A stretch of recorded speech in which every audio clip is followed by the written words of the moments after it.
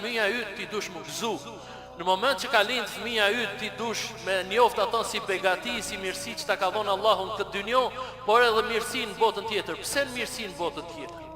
Sepse transmeton Buhariu hadithin nga Enesi radiallahu anhu që pejgamberi alayhis salam ka thonë: do t'ju rriten gradat e xhenetit prindërve në xhenet.